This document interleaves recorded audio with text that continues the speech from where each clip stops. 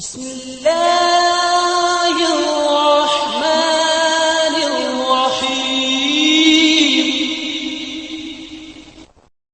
वालेकुम dear fellows, welcome back to my channel.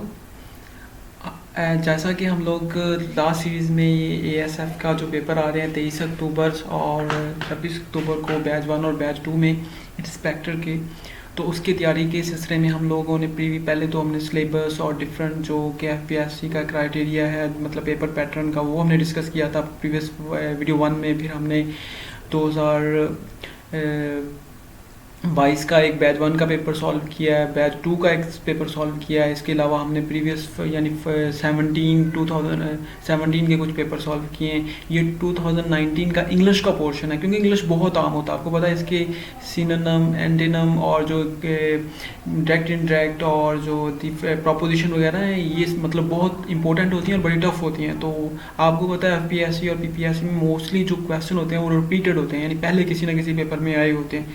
ज़रूरी नहीं, लेकिन 90% ऐसा ही होता है कि यानी आखिर उन्होंने क्वेश्चन बनाना कहीं से तो बनाना, लेकिन अब मोस्टली आपको पता है कि वो टच इंपॉर्टेंट कोई करता है। तो चलें स्टार्ट करते हैं, फिर इंशाल्लाह बाकी बातें बाद में करते हैं। तो चलें बिस्मिल्लाहिर्रहमानिर्रहीम। सबसे पहला क्वेश्चन नंबर 1 जो था जी, ये 2019 को पेपर हुआ जी ASF का, ASI का। तो इसका बैच यानी इवनिंग यानी बैच था।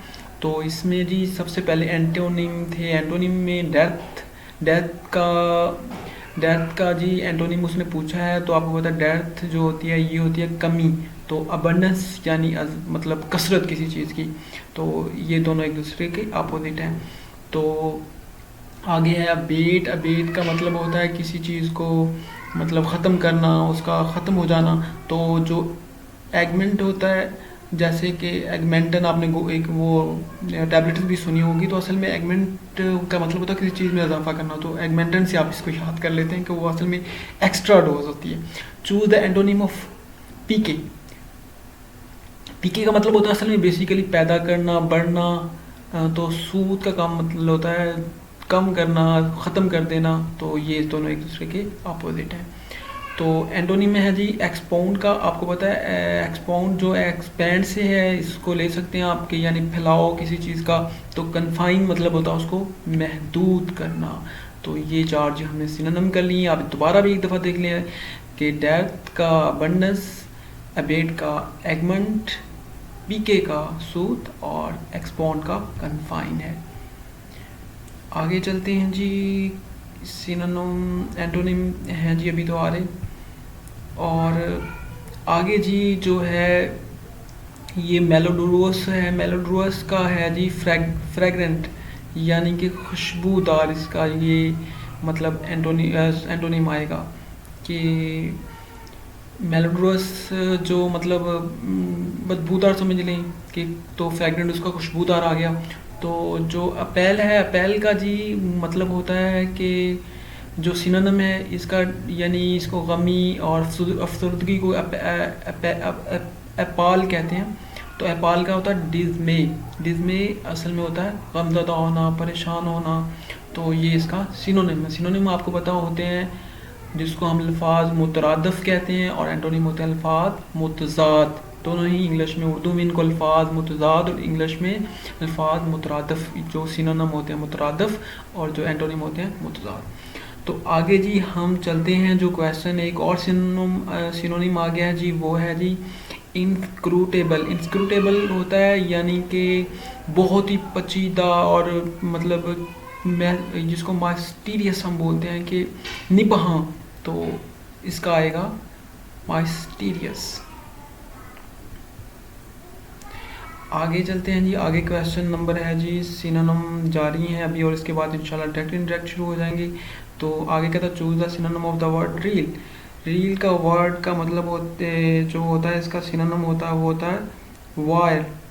वायल का मतलब होता है जी तेज़, जो नोकीला हो। तो असल में रील जो होता है ये भी नोकीला और तेज़ को ही बोला जाता है।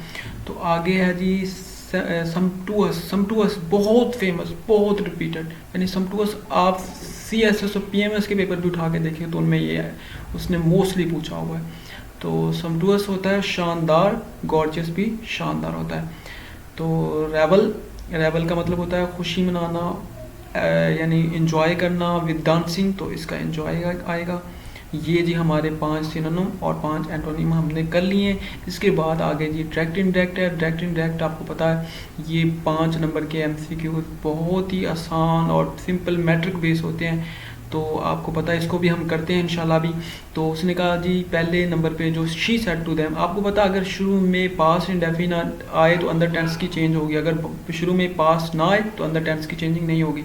और अंदर की चेंजिंग जो अब बहुत ही आसान एक फार्मूला होता है जिसको हम सन का फार्मूला कहते हैं, कि यानी कि अगर जो हमारा इंटरनल यानी कॉमर्स के अंदर जो होगा सब्जेक्ट होगा वो हमारा जी वो जो हमारा जो हमारा इधर इंटरनल में इसको चेंज करेंगे कि जो सन में सब्जेक्ट होगा उसको फर्स्ट पर्सन के साथ, अगर जो ऑब्जेक्ट होगा उसको सेकंड पर्सन के साथ, जो थर्ड पर्सन उसको नो चेंज, यानी कि फर्स्ट पर्सन को सब्जेक्ट के साथ, कि इंटरनल कॉमास के अंदर अगर फर्स्ट पर्सन है तो उसको सब्जेक्ट के साथ, अगर वो सेकंड पर्सन है तो उसको ऑब्जेक्ट के साथ यानी कॉमा के बाहर वाले ऑब्जेक्ट के साथ, और अगर थर्ड पर्सन अंदर आ जाए तो उसको नो चेंज करनी है। तो आपने सन का फार्मूला इधर लगाना है कि इधर के सब्जेक्ट फर्स्ट पर्सन हो तो इसके सब्जेक्ट के साथ, यानी ये जो आपका सब्जेक्ट है। अब ये देखें सेकंड है तो ये इसके ऑब्जेक्ट के साथ, she said to the children, children जमा है तो दे आएगा।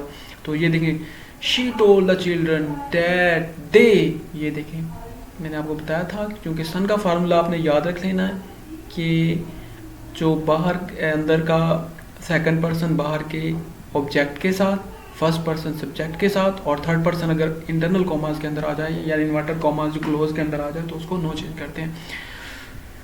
तो चलें जी इंशाल्लाह अब तो आगे हम आसानी से करेंगे। My friend requested me to bring him a sandwich, ये तो उसने जी खुद ही ये चेंज किया हुआ है, यानी इसको इनडायरेक्ट में किया हो तो हम इसको डायरेक्ट में करेंगे। रिक्वेस्ट किया तो said my friend please bring me a sandwich, तो ये देखें रिक्वेस्ट है तो सब ही ask me my friend to bring a, नहीं आस्क नहीं बल्कि रिक्वेस्ट है तो आस्क तो नहीं होता रिक्वेस्ट में, तो please bring me a sandwich आएगा। तो ये इसका 3 नंबर पे है। आगे चलते हैं जी 3 नंबर पे जो है वो है जी कहता चूज द करेक्ट ट्रैक्ट, जो है वो इसका किसका, Tania said to her friend can you lend me a umbrella, तो तानिया ने क्या किया आपको पता, ये आपको वो कह रही है कि क्या मेरे लिए ला सकते हैं, तो रिक्वेस्ट कर रही है। तो इधर Tania requested her friend to, जो ये मतलब रिक्वेस्ट वाले फ़िक्रे होते हैं या जिनको हम लोग हुक्मिया फ़िक्रे भी बोला जाते हैं या इल्तिजाइया फ़िक्रे भी बोले जाते हैं, तो उनमें आपको पता है कि डैट का इस्तेमाल होता है बल्कि टू लगाया जाता है। तो Tania said to her friend to lend her hand, देखें यहाँ पे लैंड मी था तो ये आगे जाके फर्स्ट पर्सन के साथ चेंज होगा, तो हर शी के साथ होगा। अब ये भी learn the meaning of a word as they are spoken by others and the latter user them in the sentence। Words है तो इधर दे आएगा, एज दे आर स्पोकन, तो आपको पता है ये वर्ड्स होता, एक वर्ड होता तो यहाँ पे इट आता, तो ये जमा है तो इसलिए दे आया और them आएगा। आगे चलते हैं जी हम लोग, जो कि आगे जी हमारी प्रोपिएट प्रोपोजिशन देखें, ये बहुत ही इंपॉर्टेंट MCQs होते हैं प्रोपोजिशन के, तो वो इंशाल्लाह हम करते हैं। तो when the little boy grabbed the lizard its tail, ये देखें ये लिजर्ड सिंगल है तो its tail broke off in his hand, तो चूंकि बॉय भी एक है और लिजर्ड भी एक है तो इट्स ये इसके लिए आ गया लिजर्ड के लिए, और हिज उस लड़के के लिए, चूंकि ये लड़का है बेबी बॉय है तो अगर बेबी गर्ल होती तो हर आता, तो ये इसका आ जाएगा। He was sick with hunger, ये देखें सिक के साथ विद हंगर आएगा, बाई एट हो फ्रॉम नहीं विद हंगर, सिक विद बहुत ही important proposition. I do not see why he is so unkind to his brother, of नहीं एट नहीं विद नहीं, ये बहुत कंफ्यूजिंग होता है यहाँ पे, with her his brother, no to unkind to kind to, unkind या काइंड के साथ टू ही प्रोपोजिशन आती है। I am not accustomed being, तो कस्टम टू होता है, कस्टम का मतलब होता है आदी होना, I am not accustomed to being interrupted, तो मैं किसी भी चीज़ की इंटरप्शन के बीइंग होने से वो आदि उसका नहीं हूँ। तो कस्टम जिसका मतलब आदि होना होता है, उसकी मीनिंग उसके साथ प्रपोजिशन आएगी to. He is capable, capable of होता है, ये बहुत ही आसान preposition. He is capable of being an excellent student, capable of. Choose the correct preposition. Doctor Baker is very good with children, ये देखें गुड विद चिल्ड्रन। तो अगर कोई स्किल यहाँ पे आती तो गुड एट आ जाना था, क्योंकि यहाँ पे किसी मतलब वो क्या नाम है, किसी दूसरे सेम यानी जो है सब्जेक्ट के साथ बात कर रहा है यहाँ पे, मतलब कोई जो उसका ये नहीं है कि वो डॉक्टर साहब बेकर साहब तो आदमी है तो आगे कोई चीज़ के साथ है।